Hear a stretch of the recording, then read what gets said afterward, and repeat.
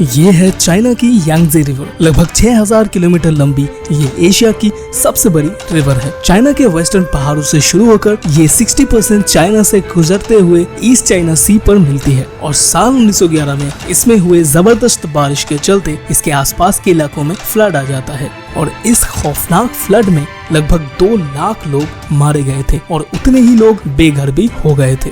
इस घटना के पूरे 20 साल बाद एक बार फिर से भारी बारिश के चलते यांगसे रिवर में फ्लड आ जाता है और अब की बार उससे भी ज्यादा लोगों की जान इसमें चली जाती है और लगभग 30 लाख लोगों की जान इसमें चली जाती है। इसी के साथ कई हजारों करोड़ की संपत्ति के नुकसान ने चाइना की इकोनॉमी को हिलाकर रख दिया था और अब इस डिजास्टर से बचने का चाइना की गवर्नमेंट के पास एक ही रास्ता बच गया था। वो था यांगसे रिवर के पानी को रोकने के लिए रिवर पर एक डैम बनवाना। लेकिन इतना सारा पानी रोकना अपने आप में ही एक चैलेंज था जिसे चाइनीज गवर्नमेंट को अब किसी भी हालात में करके दिखाना था और आखिरकार साल 1994 में इस पर काम शुरू किया गया, जिसमें एक शिफ्ट में 40,000 वर्कर्स इसमें काम करते थे और पूरे 17 सालों की मेहनत के बाद 2011 में इस डैम को बना के कंप्लीट किया गया। दुनिया का सबसे बड़ा डैम होने के साथ ही ये दुनिया का सबसे बड़ा कंक्रीट स्ट्रक्चर भी था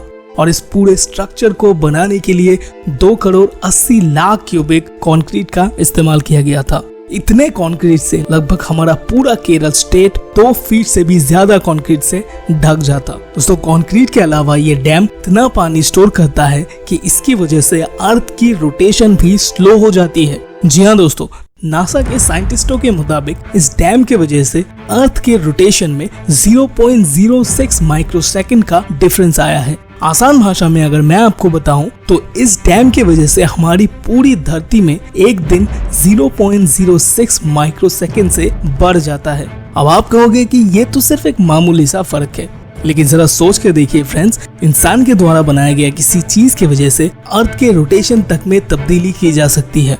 ये अपने आप में दर्शाता है कि इंसान चाहे तो क्या कुछ नहीं कर सकता।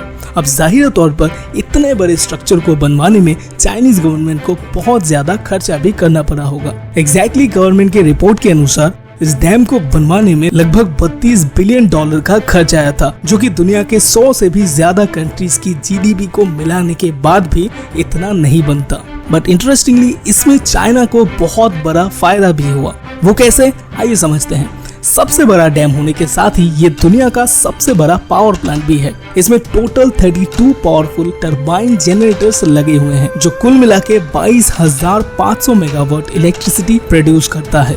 डैम के बॉटम में पानी के प्रेशर को डाउनस्ट्रीम रिवर में छोड़ने के लिए इन हैवी ड्यूटी टरबाइन से गुजारा जाता है। पानी का प्रेशर टरबाइंस को रोटेट करता है और साथ लगा जनरेटर 700 मेगावाट इलेक्ट्रिसिटी प्रोड्यूस करता है। जहां एक तरफ डैम बना के फ्लड को कंट्रोल किया जा सकता है, वही इससे प्रोड्यूस होने वाली बिजली से चाइना के 6 करोड़ लोगों की बिजली की खपत को पूरा किया जा सकता है। अगर इसका कंपैरिजन दूसरे पावर प्लांट से किया जाए तो दुनिया का दूसरा सबसे बड़ा पावर प्लांट साउथ अमेरिका में मौजूद इताइपू डैम में इंस्टॉल किया गया है, जो कि इसके मुकाबले कहीं नहीं दिखता। बट इतने बड़े डैम को बनवाना इंजीनियर्स और गवर्नमेंट के लिए किसी चुनौती से कम नहीं था। तकरीबन 10 लाख लोगों को दूसरी जगह पर शिफ्ट किया गया, उनके घर खाली किए गए और इस नदी के किनारे जितनी भी पॉपुलेशन थी उनको वहां से हटाना बहुत ज्यादा जरूरी था। ठीक इस जगह पर दोनों पहाड़ों के बीच में 2300 मीटर लंबी और 180 मीटर ऊंची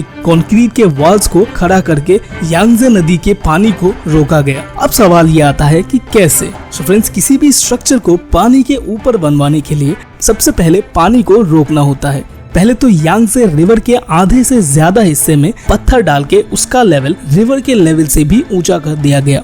अब इस रुकावट की वजह से रिवर के पानी इस संकरे रास्ते से गुजरने को मजबूर हो गया। जब पत्थर से बना ये कॉफर डैम सूख गया, तब उसमें सबसे पहले डैम्स के वॉल के 2 पोर्शंस को खड़ा किया गया। तीसरे हिस्से को खड़ा करने के लिए इंजीनियर्स को पूरे नदी के पानी के रास्ते को रोकना था और ठीक पहले की तरह ही इन पत्थरों की मदद से एक और कॉफर डैम बनवाया गया और इस दौरान रिवर के पानी को डैम के पहले वाले पोर्शन के टनलों से गुजारा जाता था और ऐसे ही 3 पोर्शन को जोड़ के इस डैम को कंप्लीट कर दिया गया। दोस्तों, जितना ज्यादा फायदा इस डैम को बनवा के चाइना को मिला, उससे भी ज्यादा जोखिम अब उसके घर पर दस्तक दे रहा है। दरअसल डैम्स चाहे कितने ही मजबूत क्यों ना हो, नेचर की ताकत के सामने कभी ना कभी इंसानों के क्रिएशन छोटे पड़ ही जाते हैं। ग्लोबल वार्मिंग और क्लाइमेट चेंजेस जैसे फैक्टर्स के वजह से चाइना में बारिश लगातार साल दर साल बढ़ती जा रही है। इस डैम का हाइट जहां 175 मीटर है, वहीं बढ़ती हुई बारिश की वजह से बारिश का लेवल 164 मीटर तक ऑलरेडी रिकॉर्ड किया जा चुका है। सिर्फ 10 मीटर और खेल खत्म।